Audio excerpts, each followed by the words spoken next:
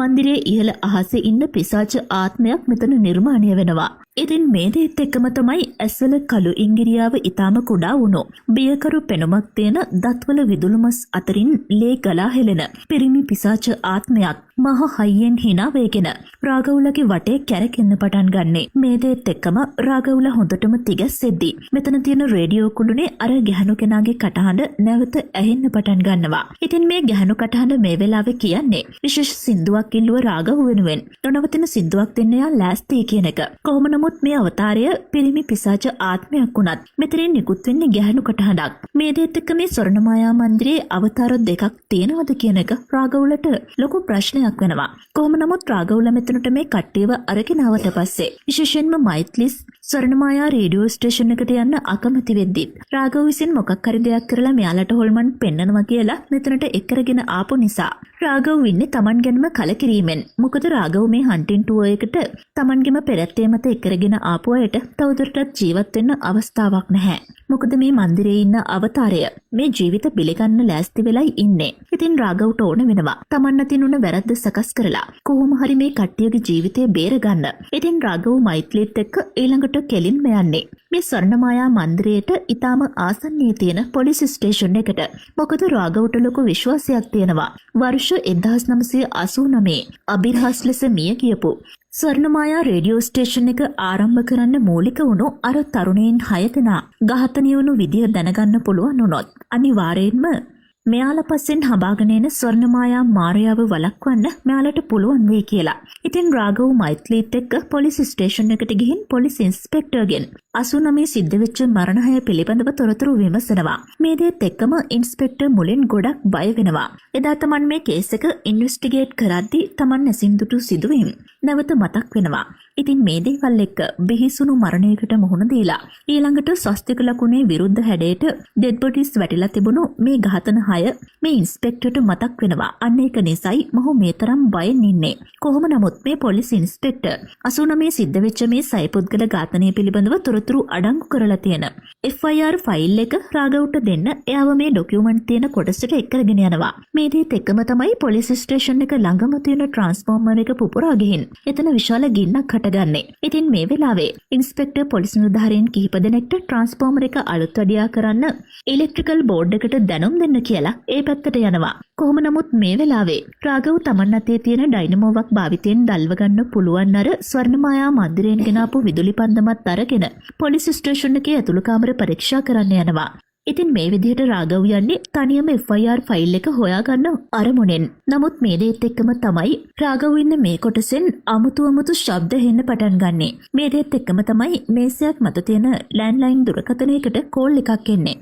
ඉතින් රාගව මේ ෆෝන් එකට ආන්සර් කරනවා. ඉතින් එහා පැත්තෙන් මහ හයියෙන් කවුතු ගැහණු කෙනෙක් hina වෙන හඬක් තමයි රාගවට ඇහෙන්නේ. කොහොම නමුත් ඊළඟට රාගව මේ ඉන්න රූම් එකේ දොර කඩාගෙන අර ස්වර්ණමායා මන්දිරයේදී මෙයාලා වටේ අතිශය භයංකාර පෙනුමක් මවමින් ගමන් කරපු පිරිමි පිසාච ආත්මය රාගවගේ ඇඟට පනිනවා. ඉතින් ආබාධිත තත්ත්වයක් පෙන්වන මේ පිරිමි ආත්මය ඇඟට පනිනවත් එක්කම රාගව එයාගේ අතේ තියෙන ඩයිනමෝ ටෝච් එක මේ අවතාරයේ මූණට මෙල්ල කරනවා. මේ දේත් එක්කම අවතාරය මෙතනින් අතුරුදහන් වෙනවා. ඉතින් මේ වෙලාවේ රාගවට තේරෙනවා මේ ඩයිනමෝ විදුලි පන්දමේ ආලෝකයට අර අවතාර ආත්මය බය වෙලා මෙතනින් පැනලා දෙව්වා කියලා. කොහොම නමුත් රාගව හොඳටම බය වෙලා මෙතනම ගල් ගහිලා වගේ ඉඳිති මේ කාමරයට මෛත්‍රී ආදී දෙන්න එනවා. මොකද මෛත්‍රී ආදී දෙන්න මේ විදිහට රාගව හොයාගෙන ඇවිත් තියෙන්නේ. ඉන්ස්පෙක්ටර් අඳුරේ උනත් අර FIR ෆයිල් එක හොයාගෙන රාගවට ඒක දෙන්න උත්සාහ කරලා තියෙනවා. ඉතින් මේ FIR ෆයිල් එකේ තියෙන තොරතුරු වලට අනුව මෙතනදී රාගවලට ලැබෙන වැදගත්ම තොරතුරු තමයි ස්වර්ණමායා රේඩියෝ ස්ටේෂන් එකේ ඒ කාලේ හඬකවීම් ශිල්පිනියක් විදිහට වැඩ කරපු බොහොම ලස්සන කටහඬක් තිබුණු වේදාවතී කියන නිවේදිකාව යම් පැමිණිල්ලක් දාලා තියෙනවා. ඉතින් ඊට ටික කාලයකට පස්සේ වේදා කියන මේ තරුණිය අබිරහස් විදිහට සේදිවි හානි කරගෙන තියෙනවා. ඉතින් ඊළඟට රාගවුල කෙලින්ම මේ වේදා කියන තරුණියගේ නිවස හොයාගෙන යනවා. ඉතින් කොහොම නමුත් මෙතනදී පිස්සියක් වගේ හැසිරෙන වේදාගේ අම්මා දැකලා මෛත්‍රී ගොඩක් බය වෙනවා. ඉතින් මේ වෙලාවේ වේදාගේ තාත්තා වේදාගේ අම්මව පැත්තකට එක්කරගෙන යන ගමන් රාගවුලට කියනවා මාස 4කින් කසාද බඳින්න හිටපු අපේ දුව සීදෙවි හානි කරගත් එක මගේ බිරිඳට දරා ගන්න බෑ. ඇයි තවමත් ඒ ගැන කියවමින් උන්මත්තක රෝගයට පත් වෙලා ඉන්න කියලා. කොහොම නමුත් වේදාවතී සීදිවිහාන කරගන්න හේතුවක් මේ අම්මයි තාත්තයිවත් තව වෙනතුරුත් දන්නේ නැහැ. කොහොම නමුත් රාගවුල මෙතනදී වේදාවතීගේ දෙමව්පියන්ගේ අවසරය ඇතුව වේදාවතී පාවිච්චි කරපු බඩු තියෙන කාමරය පරීක්ෂා කරනවා. මේ වෙලාවේ එක පෙට්ටියක තිබිලා වේදාවතීගේ පරණ ඡායාරූප වගේක් රාගවුලට හම්බ වෙනවා. ඉතින් මෙතන තියෙන එක ඡායාරූපයක වේදාවතී ඇතුළු තවත් කට්ටිය ගොඩක් ඉන්න ෆොටෝ එකක් තියෙනවා. ඉතින් එකපාරටම රාගව මේ ඡායාරූපේ ඉන්න පිරිමි පුද්ගලයෙක්ව දැකලා තරමක් බියටපත් වෙනවා. ඉතින් මේ විදිහට රාගව බයට පත් කරන ෆොටෝ එක වෙන්නේ රාගවුල ස්වර්ණමායා මන්දිරයේ දැකපුවර පිරිමි අවතාරයට 100%ක්ම සමානකම් තියෙන පුද්ගලයෙක්ගේ ෆොටෝ එකක්.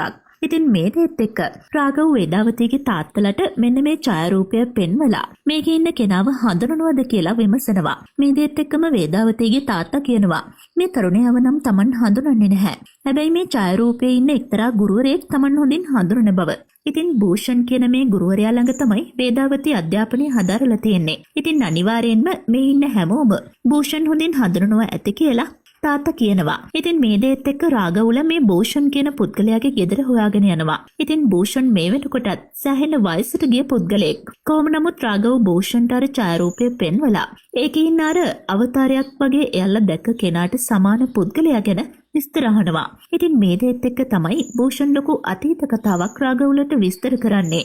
ඉතින් ඒ අනුව තමයි භූෂන් කියන්නේ මීට අවුරුදු 55කට කලින් කිෂ්කින්දා පෝරුවල එක්තරා දරුවපතක් සිද්ධ වුණා කියලා. කොහොම නමුත් මේ දරුවගේ උත්පත්තිය සිද්ධ වුණු අවස්ථාවේ දරුවව අතටගත්තු වින්නපු අම්මා මේ දරුවගේ මූණ දැකලා සෑහෙන බීතියටපත් වෙලා තියෙනවා. ඒ විතරක් නෙමෙයි මේ දරුවපත සිද්ධ වෙලා තියෙන්නේ ලෝකේටම අශුභ හෝරාවක් වුණු සඳ රාහු විසින් ගිලගෙන ලේ හඳක් උදා වෙන මොහොතක. ඉතින් මේකත් මේ අය මේ විදිහට බය කරන්න ලොකු හේතුවක් වෙලා තියෙනවා. ඒ කියන්නේ බොහොම භයානක විකෘති පෙනුමක් තියෙන මේ පුංචි දරුවා ඉපදලා තියෙන්නේ යක්ෂයා අවදිව ඉන්න හෝරාවක. කොහොම නමුත් මේ ළමයාගේ විකෘති පෙනුමත් එක්ක මේ දරුවගේ තාත්තා කිසිම විදියකින් මේ ළමයාව ගෙදර අරගෙන යන්න කැමති වෙන්නේ නැහැ. නමුත් දරුවගේ අම්මා නම් කොහොම හරි දරුවව ගෙදර අරගෙන ගිහින් බොහොම ආදරෙන් රැක බලාගෙන තියෙනවා. ඉතින් විකෘති දරුවෙක් වුණත් හරිම අසාමාන්‍ය හැසිරීම් තිබුණත් අම්මට මේ දරුවා Tamanගේ දරුවමයි. තාත්තා මොනතරම් මේ දරුවව හංවඩු ගැහුවත් කිසිම වෙනස්කමක් පෙන්වන්නේ නැතුව Tamanගේ ඇකේ තියාගෙන රැක බලාගෙන ලොකු මහත් කරනවා. ඉතින් එක දවසක් අකුණු ගහලාම වැස්සක් වැටෙනවා. මේ වෙලාවේ මිශ්‍රබා අකුණු සද්දයට හොඳටම බය වෙනවා. ඉතින් මිශ්‍රබාගේ අම්මා ළඟට ඇවිල්ලා මිශ්‍රබාව තුරුළු කරගෙන බය නැති වෙනකන් ළඟට වෙලා ඉන්නවා. ඉතින් තවත් දවසක් මිශ්‍රබා පුංචිකමට තාත්තගේ ෂර්ට් එකක් ඇඳගෙන ඒ ෂර්ට් එකේ කමිස් සාක්කුවේ තිබුණු සල්ලි කොලයක් Tamanගේ අම්මට දික් කරන්නේ තාත්තා වගේ රඟපාමින්. මේ වෙලාවේ මිශ්‍රබාගේ තාත්තා ඇවිල්ලා මේ සිදුවීම දැකලා නොසන්ඩාල කොල්ලා මගේ කමිසයක් ඇඳගෙන කිලුටු කරනවා කියලා මිශ්‍රබාට බැනවැදිලා Tamanගේ කමිසයක් මේ විදිහට මේ කොල්ලට අතපත ගන්න දුන්නු එකට මිශ්‍රබාගේ අම්මගේ කම්මුලට පාරක් ගහනවා. මේ දෙත් එක්ක තාත්තත් එක්ක හොඳටම කේන්ති ගන්න පුංචි මිශ්‍රබා තාත්තව තල්ලු කරලා දාලා අම්මව බදාගෙන තුරුළු කරගන්නවා. ඉතින් මෙහෙම කාලයක් ගත වෙනකොට මිශ්‍රබාගේ ලෝකෙම අම්මා වෙද්දී මිශ්‍රබා පාසල් යන වයසටත් එනවා. ඉතින් මිශ්‍රබාගේ අම්මගේ මල්ලි කෙනෙක්, ඒ කියන්නේ මිශ්‍රබාගේ මාමා කෙනෙක් මිශ්‍රබාට කොයිතරම් අඩුපාඩුකම් තිබුණත් අධ්‍යාපනයක් දෙන්න ඕනේ කියලා පාසලකට ඇතුළත් කරනවා. ඉතින් මිශ්‍රබාගේ පන්තිබාර ගුරුතුමා වෙන්නේ අර රාගවල හොයාගෙන ආපු භූෂන් කියන මේ ගුරුතුමාවම තමයි.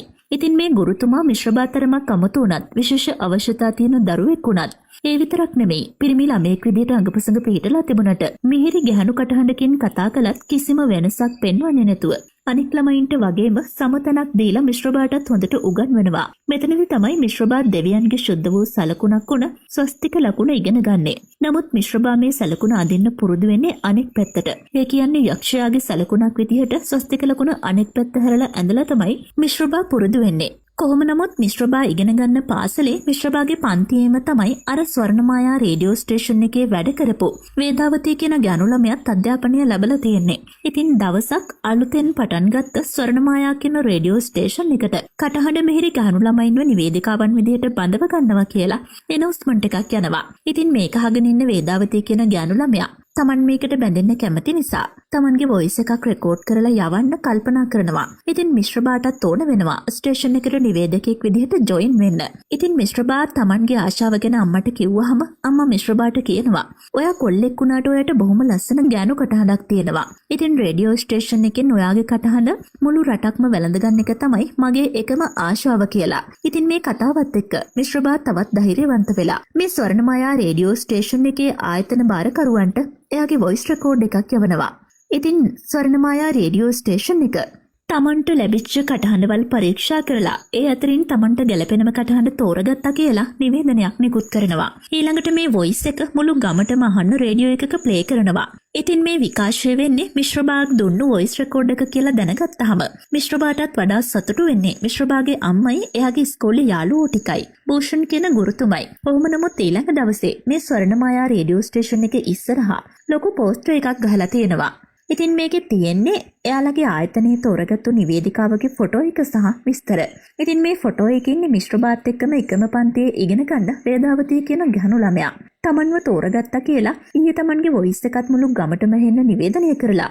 ඊළඟට අද මේ වෙන කෙනෙක්ව නැවත තෝරගෙන එයාගේ ෆොටෝ එකකුත් මේ විදිහට පෝස්ටර් එකක් ගහලා තියෙනවා දැක්කහම මිශ්‍රබාට ගොඩක් දුක හිතෙනවා. ඒ වගේම ගොඩක් කේන්ති යනවා. ඉතින් මිශ්‍රබා මේ පෝස්ටර් එක ඉරලා විනාශ කරලා දානවා. ඊළඟට මේ රේඩියෝ ස්ටේෂන් එකේ කට්ටිය වේදාවතීව තමන්ගේ ප්‍රෝග්‍රෑම්ස් වලට සම්බන්ධ කරගත්තාම මේ දේත් එක්ක මිශ්‍රබා කේන්තියෙන් තනියම එක දවසක් රේඩියෝ ස්ටේෂන් එකට ගිහින් තමන්ව තෝරගත්තා නම් තමන්ගේ කටහඬ හොඳයි කියලා කිව්වනම් ඇයි තමන්ව රිජෙක්ට් කරලා ආපහු වෙන කෙනෙක්ව තෝරගත්තේ කියලා අහන්න ගිහින් තියෙනවා. ඉතින් ඊට පස්සේ මිශ්‍රබා ගැන කිසිම ආරංචියක් කිසිම කෙනෙක්ට දැනගන්න ලැබුණේ නැහැ කියලත් රාගවුල මේ මිශ්‍රබා ගැන අහපුවර භූෂන් කියන ගුරුතුමා කියනවා. ඉතින් මේ සම්පූර්ණ කතාව දැනගත්තු රාගවුලා නැවත යාළගේ ගෙදරට යන්න පිටත් වෙනවා.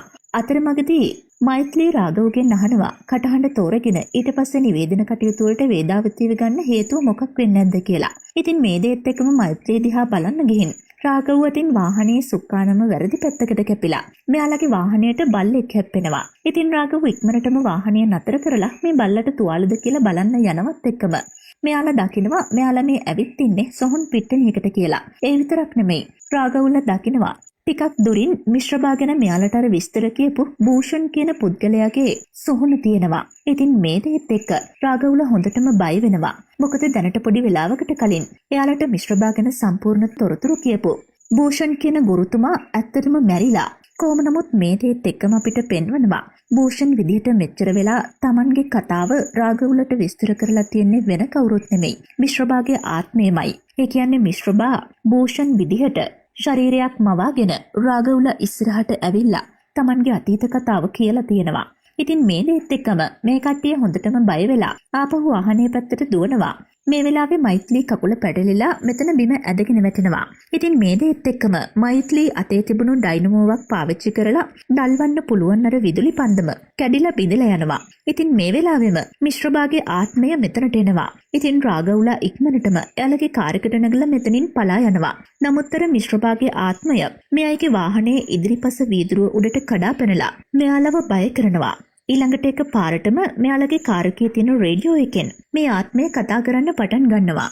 ඉතින් මේ අවතාර ආත්මය රාගව්ට අකල් මරණයක් සිද්ධ වේවා කියලා ප්‍රාර්ථනා කරද්දී රාගව් වේගයෙන් වාහනේ මෙතනින් පැත්තකට පදවගෙන යනවා. නමුත් එකපාරටම මෙයාලගේ කාර් එක හේකතනම නතර වෙනවා. ඊළඟට සයිඩ් එකෙන් ආපු ලොකු ලොරියක් මෙයාලගේ වාහනේ හැප්පෙනවත් එක්කම කාර් එක උඩුකුරුව පෙරලෙනවා. මේ දේත් එක්කම තමයි රාගව්ට එයාගේ පුංචි කාලේ සිදුවීමක් මතක් වෙන්නේ. රාගව් දවසක් එයාගේ තාත්තත් එක්ක ස්කූටර් එකෙන් ඉස්කෝලේ යමින් ඉදිද්දී එකපාරටම පැත්තෙන් ආපු ලොරියකට බයික් එක හැප්පිලා Tamanගේ තාත්තා ඇස් ඉස්සරහම අවසන් හුස්ම හෙළුව විදිහ තමයි රාගව්ට මතක් වෙන්නේ. ඉතින් මේකෙන් පස්සේ අපිට පෙන්වනවා කාර් ඇක්සිඩන්ට් එකෙන් තරමක් තුවාල ලැබපු මෛත්‍රී මේ වෙනකොට රෝහලේ ඇඳක් මත ප්‍රතිකාර ලැබමින් ඉන්නවා. වෙන විදිහට රාගව්ට නම් ලොකු තුවාල නැහැ. ඉතින් රාගව් මෛත්‍රීට කියනවා එයාගේ ඇස් ඉස්සරහම තාත්තා නැති වුණා. ඊළඟට මේ වෙනකොට එයාගේ වරදින් ට්‍රේන් ඩ්‍රයිවර්ස්ලා දෙන්නෙක්ම මැරුණා. ඊළඟට අර වීරභද්‍ර කියන මිනිස්සයවත් බේරගන්න බැරි වුණා. තවත් මේ වගේ මරණ සිද්ධ වෙන්න බෑ. කොහොම හරි මේ අයව බේරගන්න ඕනේ. මේකට මොකක්ම හරි කරන්න ඕනේ කියලා. කොහොම නමුත් රාගව් ඊළඟට එළියට ගිහින් ආදිත් එක්ක මේක ගැන කතා කරනවා.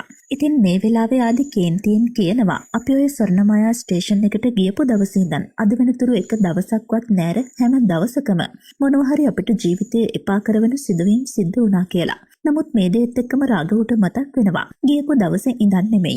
ජූලි 28 ඉඳන් අගෝස්තු 9 වෙනිදා දක්වා දින 12ක පරතරයක් කිසිම දෙයක් සිදු නොවුණු බව. ඊළඟට රාඝව කියනවා අර පුවත්පත් තුළ තිබුණු තොරතුරු වලට අනුව වේදාවති ආර්.ජේ ලෙස නිවේදනය කරපු ලිපිය පළ වෙලා තියෙන්නේ ජූලි 28 වෙනිදා. ඉතින් මේ දේත් එක්ක වහාම මිශ්‍රබා රේඩියෝ ස්ටේෂන් එකට ගිහින් තමන්ව තෝරගත්තේ නැත්තේ ඇයි කියලා විමසලා තියෙනවා. ඊළඟට ජූලි 9 වෙනිදා තමයි රේඩියෝ ස්ටේෂන් එකේ වැඩ කරපු තරුණයින් 6 දෙනා අභිරහස් ලෙස මිය යන්නේ. ඉතින් මේ දවස් 12ක් ඇතුළත කාලයේ ඒ කියන්නේ අගෝස්තු 28 ජූලි 9 වෙනිදා අතරතුර කාලයේ මොකක් හෝ භයානක සිදුවීමක් වෙලා තියෙනවා. ඉතින් අන්නේ සිද්ධ වුණු සිදුවීම අපිට මගහැරලා තියෙනවා කියන රාඝව මේ වෙලාවේ ආදිට කියනවා අපි ඒ ගැන වහාම හොයන්න ඕන කියලා. මේ දෙත් එක්කම තමයි අපිට පෙන්වන්නේ රෝහලේ ඇඳමත ඉන්න මෛත්‍රීගේ කාමරයේ තියෙන කුඩා ස්පීකරයෙන් මෛත්‍රී කියලා ගොරහැඩි කටහඬක් කතා කරනවා. ඉතින් ඊළඟට මේ කටහඬ මෛත්‍රීගෙන් අහනවා ඔයාට මගෙන් බේරිලා යන්න ඕනද කියලා. ඉතින් ඊළඟට අපිට පෙන්වනවා මෛත්‍රී සම්පූර්ණයෙන්ම සුදු පාට බැන්ඩේජ් වලින් ඇස් දෙක පමණක් ඉතුරු වෙන්න ආවරණය කරලා ඇඳමත ගැට ගහලා එයා ඉන්න මේ බෙඩ් එක සිරස් අතට හිටගස්සලා තියෙනවා. ඉතින් මේකෙන් මෛත්‍රී බියෙන් මරහඬ දෙද්දි අර අවතාර ආත්මීය මෛත්‍රීගෙන් අහනවා රාඝව මරන්න නොදී රාඝවව බේරගන්න මොකක්ද යාළඟ තියෙන්නේ කියලා. මේ දේත් එක්කම තමයි අපිට පෙන්වන්නේ එළියේ ඉන්න රාඝවගේ අතේ අර පූජකයා ගැට ගහපු වලල්ල තියෙනවා. අන්න ඒක තමයි රාඝවව මරණයෙන් ආරක්ෂා කරන්නේ. කොහොම නමුත් ඊළඟට යටිකිරියෙන් ඇහෙන කෑගැහීමක් එක්ක රාඝව අතරට දුවගෙන යනවා. මේ වෙලාවේ රාඝව දකිනවා මෛත්‍රී රඳවලා හිටපු කාමරයේ ඇඳ සහ අනෙකුත් දේවල් සම්පූර්ණයෙන්ම ඉරලා බිම දාලා මෛත්‍රී පේන්න නැහැ. ඉතින් රාඝව මුළු හොස්පිටල් එක පුරාම මෛත්‍රීව හොයා ඇවිදිනවා. ඉතින් මේ විදිහට රෝගීන්ව රඳවලා ඉන්න කාමර පරීක්ෂා කරමින් යන රාඝව එක පාරටම එක කාමරයක සුදු පාට තිරයක් පිටුපස කවුදෝ හිටගෙන ඉන්නව දකිනවා. මේ දේත් එක්ක රාඝව මෙතනට ගිහින් පරීක්ෂා කරනකොට කවුරුත්ම නැහැ කියලා දකිනවා. නමුත් මේ වෙලාවේ අපිට පෙන්වනවා මේ බිල්ඩින් එකේ රාඝව ඉන්න තට්ටුවට ඉහළ තට්ටුවේ බැල්කනි කොරිඩෝ එකේ මෛත්‍රී අමුතුම ඉරියව්වකින් වාඩි වෙලා ඉන්නවා. කොහොම නමුත් ඊළඟට රාඝව නැවතත් ඇතුළට හැරෙනවත් එක්කම මෛත්‍රී මේ බිල්ඩින් එකේ සීලින් එකේ කණුවක් මත රැඳලා ඉන්නවා. ඊළඟට එකපාරටම උල්පිහියක් අමෝරාගෙන මෛත්‍රී රාඝවගේ ඇඟට කඩාපනින්නේ පිහියෙන් ඇනලා රාඝවව මරා දමන අරමුණින්.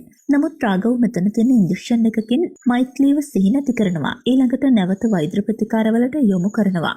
ඉතින් ඊළඟට රාඝව හොස්පිටල් එකේ patient waiting area එකේ වාඩි වෙලා බලාගෙන ඉන්නවා. මේ වෙලාවේ තමයි රාඝව දකින්නේ මෙතනින් patient කෙනෙක් අරගෙන යනවත් එක්කම එයාට අවශ්‍ය අමතර ඔක්සිජන් ටැංකියකුත් අරගෙන යනවා. මේ දේත් එක්කම රාඝවට යම් දෙයක් මතක් වෙනවා.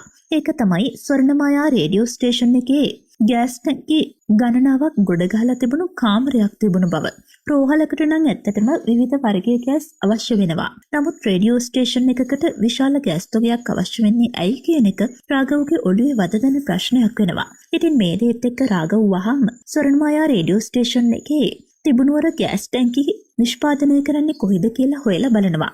ඉතින් මේ දේත් එක්කම රාඝවට KTK කියන කම්පැනි එකෙන් හරියටම ජූලි 29 වෙනිදා මේ ගෑස් ටැංකිය නිකුත් කරලා තියෙනවා කියලා දැනගන්න ලැබෙනවා. ඉතින් ඊළඟට රාඝව කෙලින්ම මේ KDA කියන කම්පැනි එකට එනවා මේ ගෑස් ටැංකිය පිළිබඳව සොයන්න. ඉතින් ඊළඟට රාඝව එයා හඳුනන නිලධාරියෙක්ගෙන් KDA කම්පැනි එක පිළිබඳව තොරතුරු විමසනවා. මේ දේත් එක්ක තමයි මේ ඔෆිසර් රාඝවට කියන්නේ කම්පැනි එකේ ඕනර් සුරේන්ද්‍රන් කියලා පුද්ගලයෙක් බවත්. ඔහු නීති විරෝධී ගෑස් ප්‍රවාහනය කරපු බවට නඩු කිහිපයක්ම ඔහුගේ නමට උසාවියේ තවදුරටත් විභාග වෙන බවත්. කොහොම නමුත් KDA කම්පැනි එක පවත්වාගෙන යන සුරේන්ද්‍රන්ව හම්බ වෙන්න රාඝව මේ ස්ථානයට මෙනවා.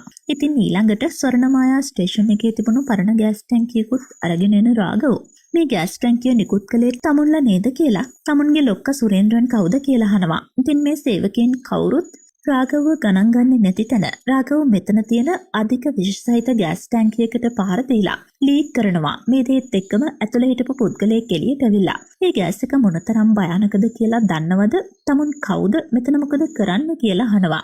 ඉතින් කොහොම නමුත් රාඝව මේ පුද්ගලයාගෙන් ස්වර්ණමායා ස්ටේෂන් එකේ තිබුණු පරණ ගෑස් ටැංකිය කොහොමද එතනට ගියේ කියලා අහනවා. ඉතින් මේ දේත් එක්ක මේකට උත්තර නොදී අර පුද්ගලයා තමන්ගේ සේවකයෝ ධම්මලා රාඝවට පහර දීලා මෙතනින් එළියට දාන්න කියලා කියනවා. නමුත් මේ වෙලාවේ රාඝව පෙරලා මේ මිනිසුන්ට පහර දෙන නිසා මෙතන ලොකු රණ්ඩුවක් ඇති වෙනවා. කොහොම නමුත් අවසානයේ රාඝව මේ සුරේන්ද්‍රන්ව ප්‍රාණපේට අරගෙන ස්වර්ණමායා ස්ටේෂන් එකට ගෑස් ටැංකිය අරගෙන ගියපු හේතුව විමසනවා.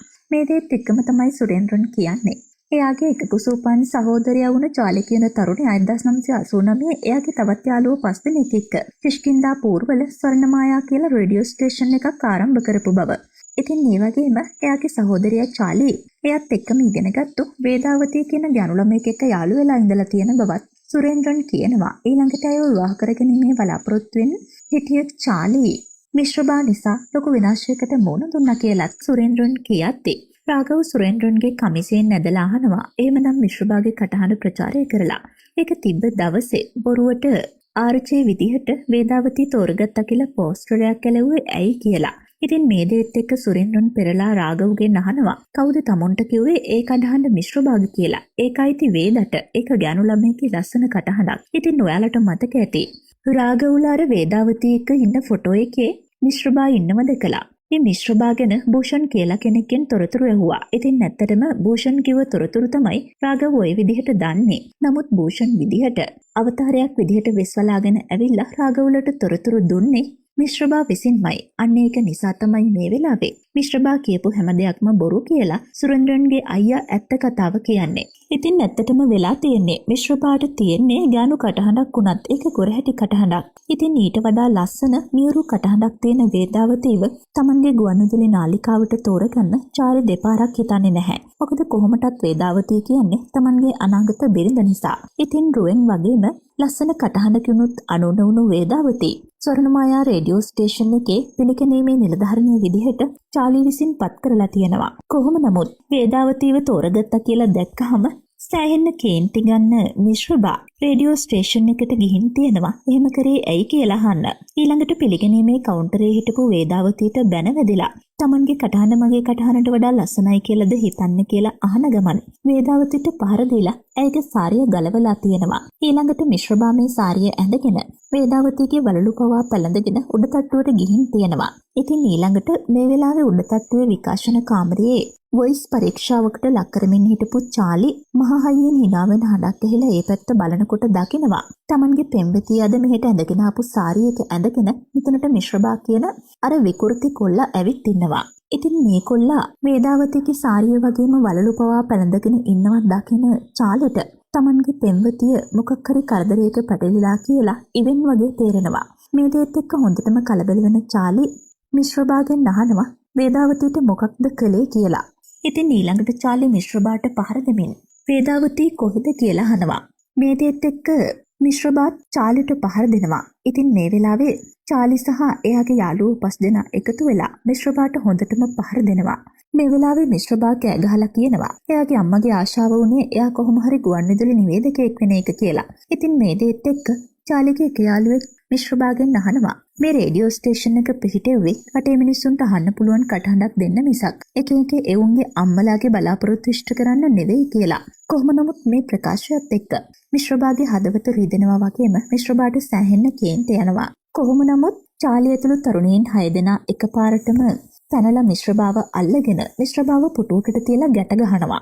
ඊළඟට මිශ්‍රබාට හොඳටම පහර දෙනවා. මේ අතරේ තමයි අපිට පෙන්වන්නේ සම්පූර්ණයෙන්ම නිරුවත් වුණු වේදාවතී ලැජ්ජාවෙන් හා බියෙන් ගම්මානයේ පාරමැදින් දුවගෙන ගෙදරට යනවා. ඉතින් මේ අතර චාලි ඇතුළු තරුණීන් 6 දෙනා හොඳටම පහර දීලා මිශ්‍රබාව ගුවන්විදුලි මධ්‍යස්ථානයක කාමරයක පුටුවකට තියලා ගැට ගහනවා. ඉතින් මේ අතරේ ඊළඟ දවසේ Tamanට උණු ලැජ්ජාව දරා ගන්න බැරුව වේදාවතී ගෙලවැළලාගෙන මේ යනවා.